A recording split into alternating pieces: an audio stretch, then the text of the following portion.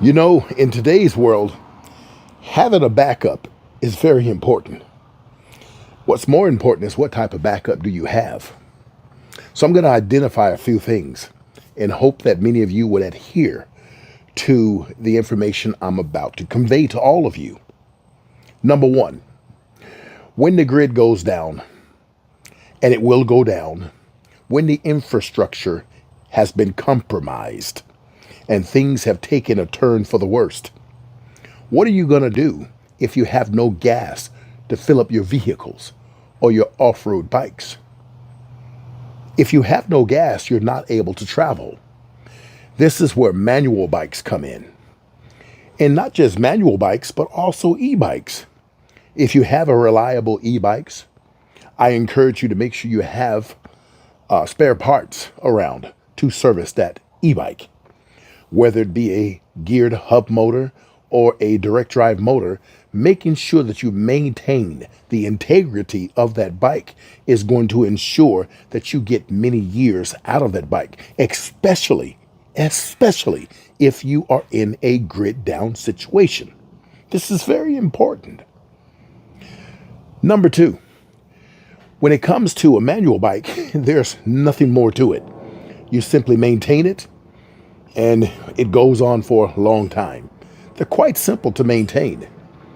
But when it comes to a e-bike, there's a little bit more you need to do. Let me share that with you. You see, having an e-bike is a wonderful way of dealing with a grid down, no gas available situation. But it comes with a few caveats.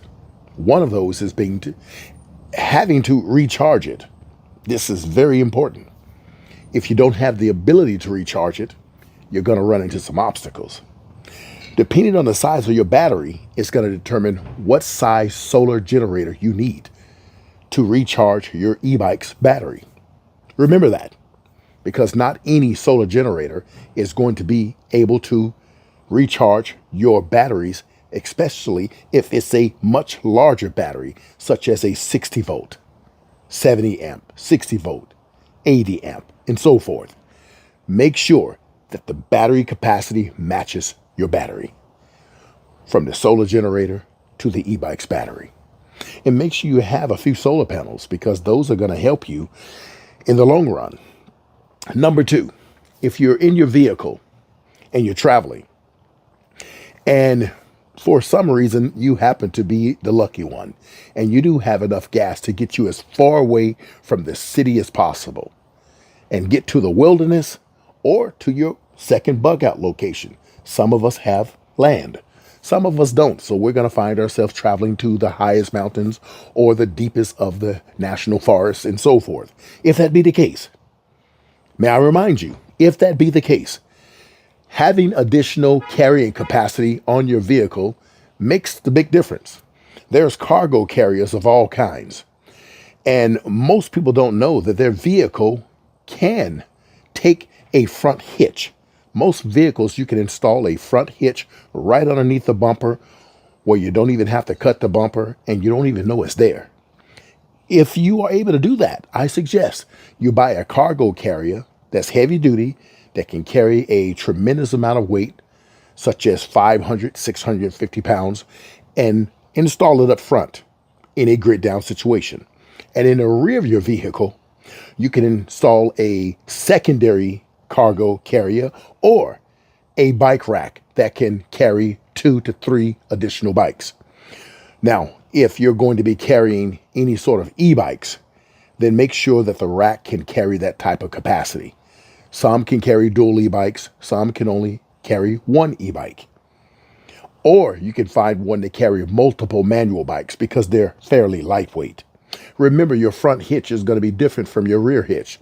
On the front hitch, most oftentimes with vehicles such as SUVs and trucks, I'm not sure about standard cars, but most front hitches can carry a total capacity of up to 500 pounds. So you don't want to exceed that, because then you compromise the suspension, the integrity of your vehicle.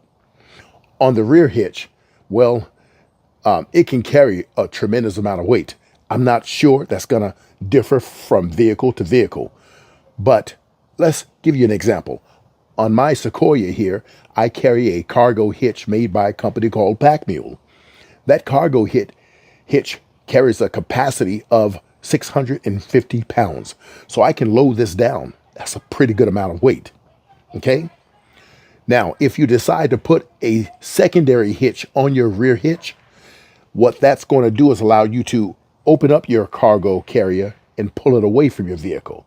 So if you do decide to carry a secondary hitch and then you attach your cargo hitch to it, that's going to lower the capacity to probably about 300 to 350 pounds. Still a good amount of weight, but it allows you to pull the hitch away from your vehicle so you can access the contents of your car. Okay? Now, let's go to the next thing.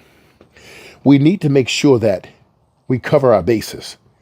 Cargo carrying capacity, an e-bike if the grid goes down. But there's some other things that you need to be aware of. What happens if you are in need of taking a shower? So making sure you purchase a portable shower that packs very tightly in a bag like this. You can get them from multiple companies. You can get them from King Camp, Julco, many different companies. There's just simply portable showers. Or you can attach one to the vehicle, and that way you can open it up. And then you can carry along a hot tap, something that converts your water into hot water. That way you can take a warm shower if need be. Now, I'm not afraid of cold showers. I think cold showers are great for the body. Cold swims in the rivers and lakes. That's great for the body. But make sure that if you find yourself in a situation where you're going to have to get out to the wilderness as far as you can, here's something you need to take note of. Do not go out into any lakes and streams and swim without having earplugs and some sort of nose covering to plug up your nose. Here's the reason why. I'll tell you something, there's some dangerous things out there, and parasites and flesh-eating bacteria and whatnot, they can get up through your nose, your ears, or up your butt, even your pee hole. So making sure you got the proper tight swimwear on to protect you there also.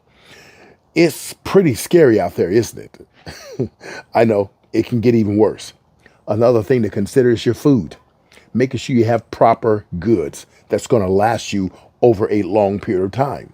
These are often referred to as freeze-dried foods, where all you have to do is constitute them with water, and in some cases, add hot water and cook them. Either way, it allows you to have a quick meal so that you can consume it readily and available. The problem with these meals is that they're not meant to be eaten 30 days, 60 days, 90 days, and so forth. 15 days, according to research, is the max that a person should be eating any of these freeze-dried foods that are sold by many of these companies we know out there. Be very careful when consuming these meals because they have a lot of additional ingredients that's not meant for the body. Okay? And they're artificial. Now, whether they're GMO or not, they still contain artificial ingredients. Period. So what do? You can also parboil. If you don't know what parboiling is, you can parboil beans, greens, and a whole lot of different foods. And you can freeze pack them in yourself. You can also freeze dry a lot of foods, and you can do that yourself without the additional ingredients. And they'll last you for approximately 15 years. These are some things that you have to plan ahead of time so that you can be readily prepared for what's to come. Now, there's other things you need to make sure you have, but I want to make sure I take this segment and just start off with you folks a little bit slower. In my next segment, I'm going to share with you some of the things you should carry in your vehicle on a daily basis. My next segment will also include some things that you should have in your small carrying bag, emergency bag. I don't like to use the term bug out bag.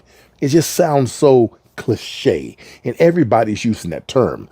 For the lack of a argument, it's simply a backpack with emergency goods in them.